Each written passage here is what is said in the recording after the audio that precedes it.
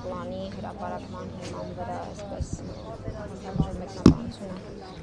Այս գործողությունները արձանագրենք, որ սկսվել են մի քանի օր առաջ, երբ Սրբազան պայքարի աջակիցներ եւ դաշնակցականներ ձերբակալեցին, դա համընկավ Նիկոլ Փաշինյանի Թուրքիա այցի օրվա հետ եւ մեր ենթադրությունը նա էր, որ նոր զիջումներ են սպասվում եւ հետեւաբար տրամաբանական հակազդեցությունը կոտրելու համար կանխավ նախապես անցել են մարդկանց ահաբեկելու, վախեցնելու գործընթացի։ Հիմա այս ամեն ինչը ես այդ համատեքստում եմ դիտարկում եւ իմ համոզմամբ որևէ ապօրինի եւ անօրինական գործողություն Սրբազան պայքարի աջակիցների եւ Բագրատ Սրբազանի կողմից երբևէ չի իրականացվել։ Դուք քննչական կոմիտեի հրապարակած ձայնագրությունները, հաղորդագրությունները մի քանի ձայնագրություն տենց շատ վատ բանով է լսվում։ Որ այդ ամենը սարքած է, եթե հետևել եք ձեր տեսակետը։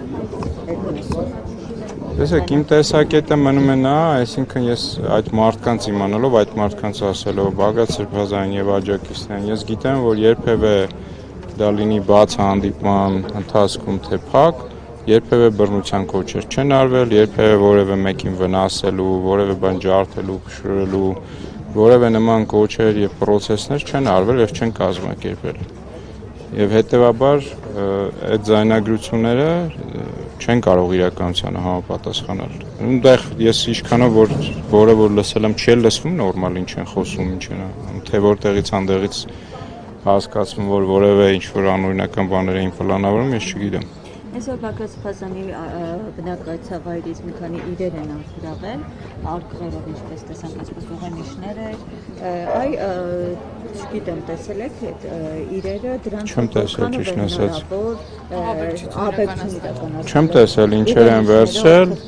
բայց հավանաբար անհնազանդության այդ չեմ վստահում գործընթացը որ կա, հավանաբար պետքա պաստառներ լինի, ինչ-որ թղթեր,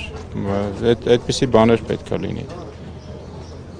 Տեսեք Նիկոլ Փաշինյանը այսօր նաև այս գործողությունները, այսինքն իբրև հնարավոր հեղաշրջման պլանը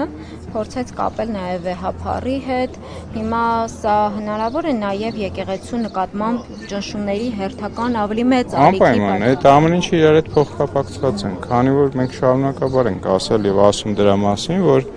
եկեղեցին միակ ազգային ինստիտուտն է, որ հայկական շահերը պաշտպանում, մասնավորապես Արցախի կորստի հետ չհամակերպելը, միասնական լինելը, ամուր լինել, մեր իրավունքների համար պայքարելը